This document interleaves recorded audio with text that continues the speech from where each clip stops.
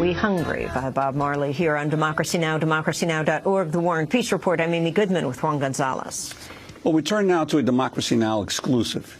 In a minute, we'll be joined by Scott Olsen, a former Marine who served 2 tours in the Iraq War, only to be critically wounded when he was shot in the head by a police projectile during a protest in 2011 at Occupy Oakland.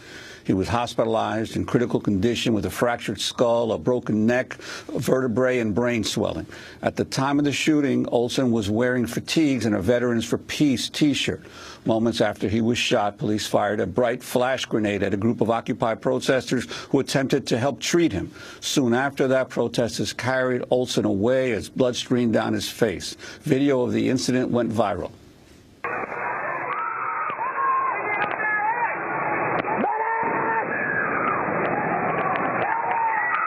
What happened? You got hit. Shot. What's your name? What's your name? What's your name? What's your name? What's your name?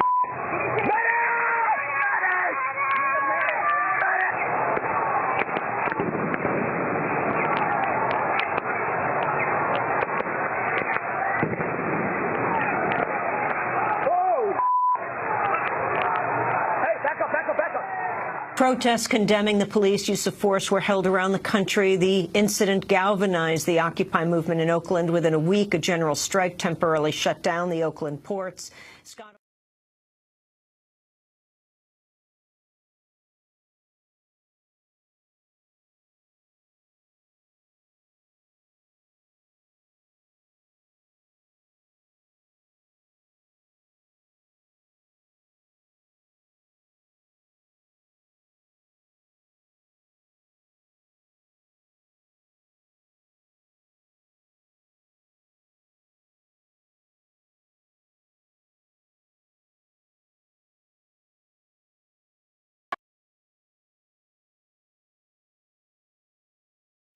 Now, chemical agents will be used.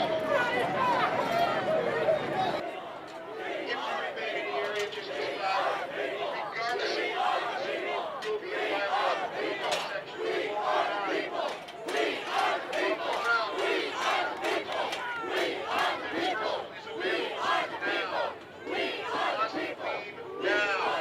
This is what we're fighting for. You will be arrested.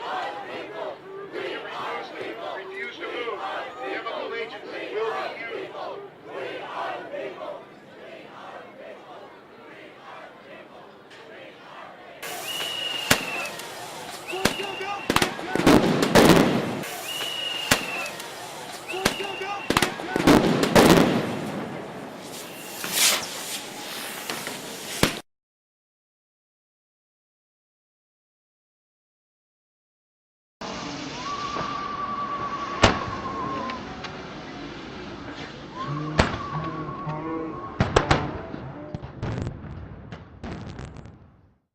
The police say that they cleared the demonstrators using non-lethal force, but a tear gas canister can be lethal if it hits you in the face.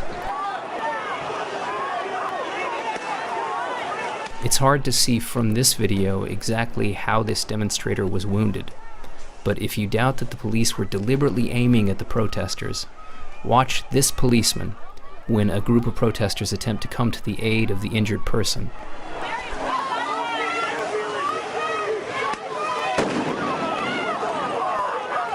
Watch that again.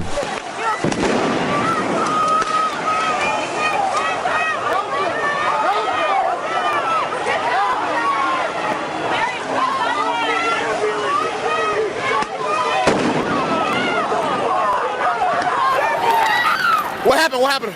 You got hit. You got shot. What's your name? What's your name? Wake up. What's your name? What's your name? Shit. Did he say Medic! Medic!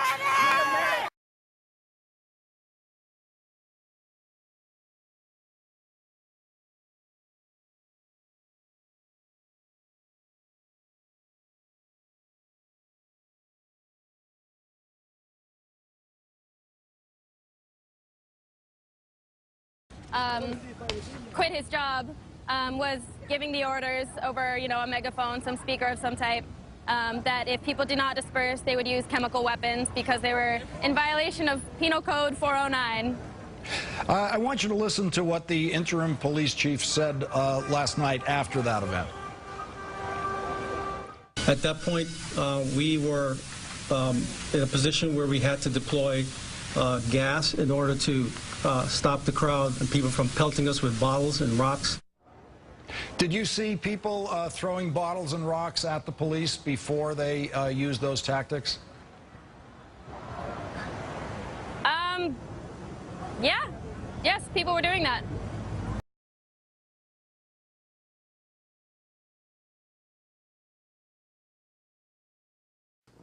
And Scott, you're the last of several people who sued the Oakland police as a result of police abuse during that period of time.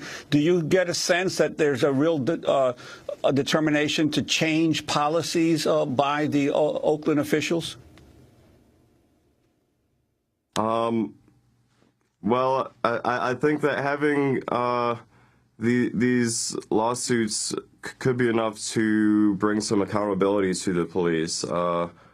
And as far as I know, I'm the last outstanding case from Occupy with police brutality in Oakland.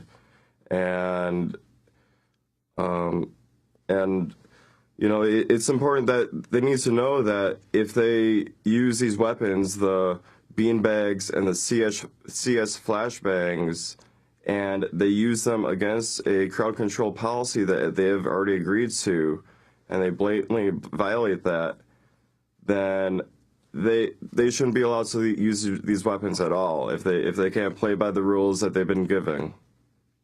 Scott, what is the extent of the injury to your brain, and how will it impact you in the future?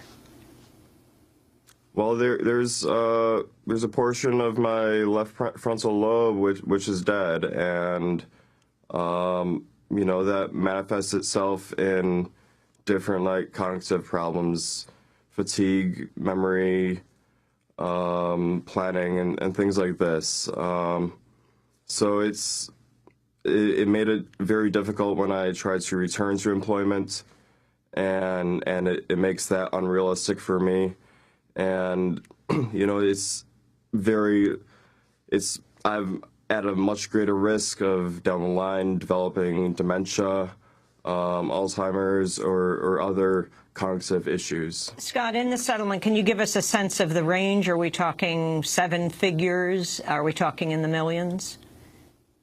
Yes, it's 7 figures.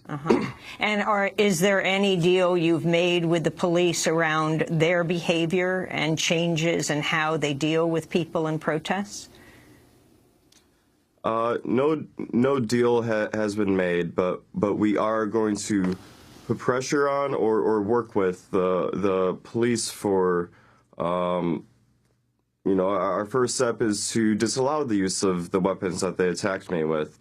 The beanbags and the flashbangs were both key in what happened to me.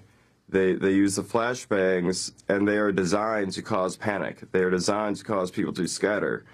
Now, you can't safely fire beanbags into a crowd after you deploy those flashbangs. You can't hit the target because people are going to be running. And do you know what you were hit by? I was hit with a beanbag round, which is fired out of a shotgun, and it's like a nylon sock with 40 grams of lead pellets, and it was from about a distance of about 15 feet. Well, Scott, we want to thank you so much for